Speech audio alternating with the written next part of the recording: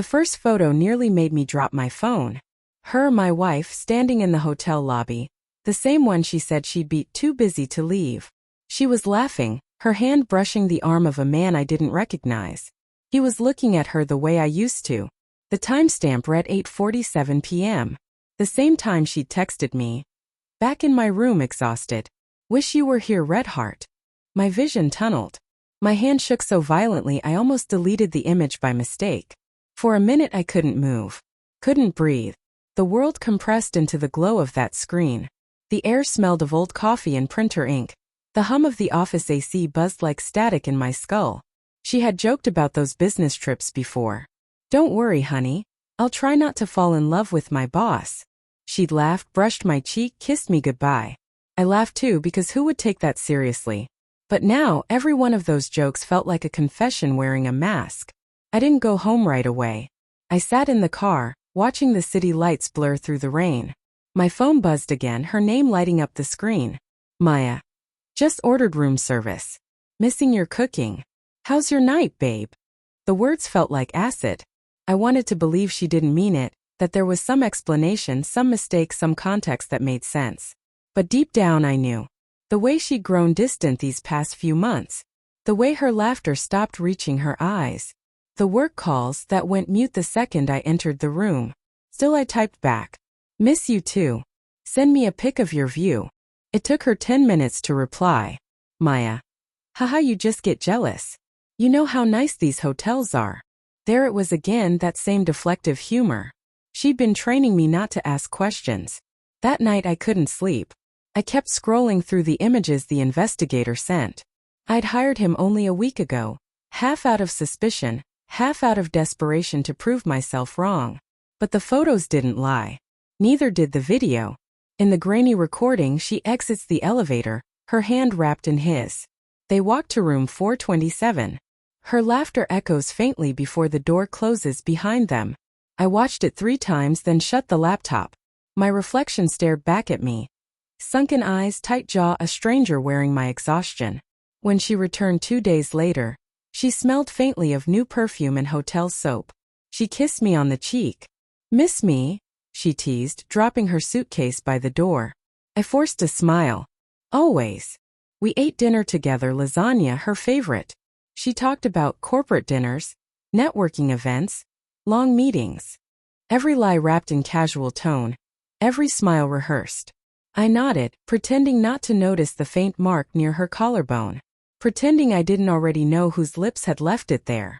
Later that night, she showered while I sat in bed scrolling through our old photos. Our wedding, our trip to Lisbon, the way she used to look at me like I was the only person who existed. I tried to find the moment when that look changed. I never found it. Maybe it had died quietly, like a light bulb flickering out unnoticed. When she came to bed, she curled beside me. Her skin was warm, her breathing steady. I wanted to pull away, but part of me couldn't.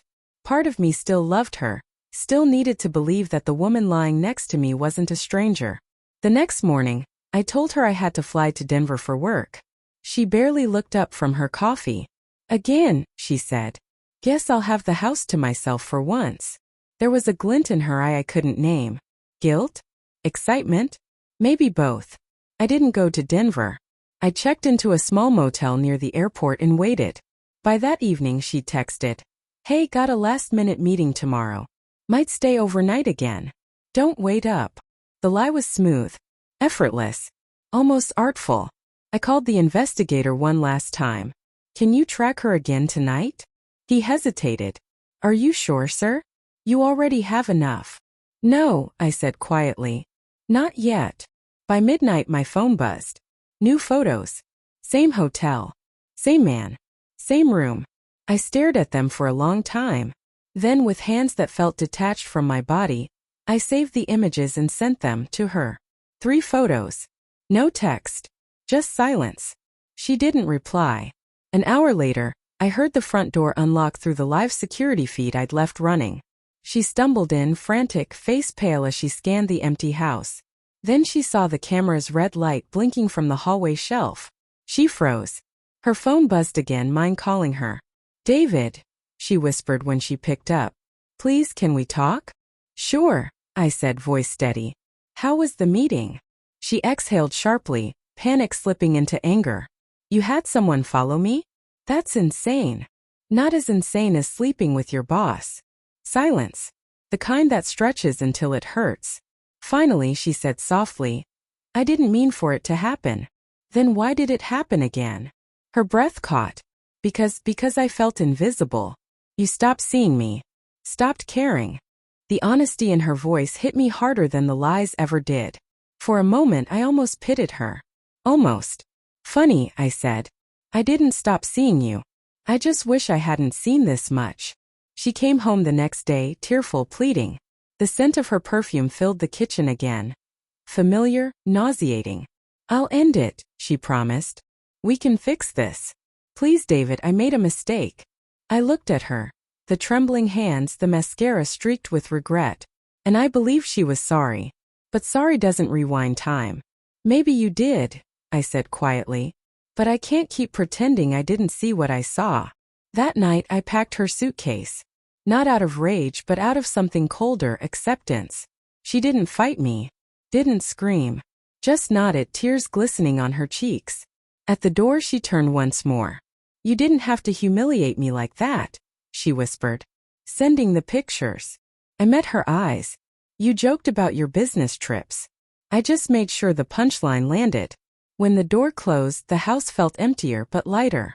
I sat on the couch, phone in hand, staring at the last photo. Her laugh captured mid-betrayal. I didn't delete it. Not yet. Because sometimes the only way to remember who you are is to remember what broke you.